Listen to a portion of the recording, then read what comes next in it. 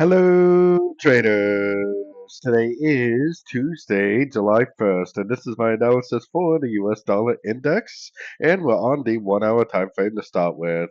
So on the 1 hour time frame, the dollar index is definitely still trending down.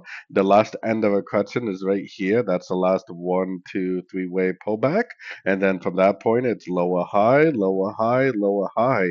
If we get a break of this lower high series, as in we get a impulsive engulfing move to the upside with a break of structure, then you could possibly justify going long the dollar via the dollar pairs.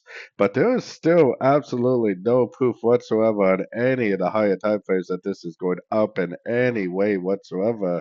The only thing that I could even say remotely to give us some extra credit for a move to the upside is that on the weekly time frame we are approaching the 50% level. Doesn't really have to stop there. I mean, it could overshoot this level and then pull back, or it could possibly just go down to the 61%, which is my 100% Fibonacci extension, which is actually my target for this wave C.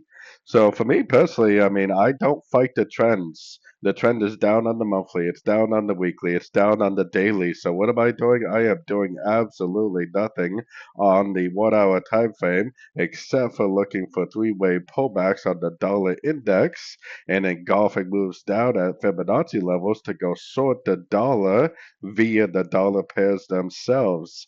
I know a lot of retail traders are trying to go long the dollar right now, but there's still definitely absolutely no proof whatsoever that it's making any significant move to the upside at all. For some reason, some of the best traders in the world, market wizards, say that they don't try to pick tops and bottoms, but for some reason, retail traders seem to think that they need to be able to pick tops and bottoms. That is what ends up causing a lot of losing trades. So, anyways, don't forget to check out my free Discord channel, which is linked down here in the corner. Take a look at my website, fxpipcollector.com. And as always, thank you for watching and happy trading.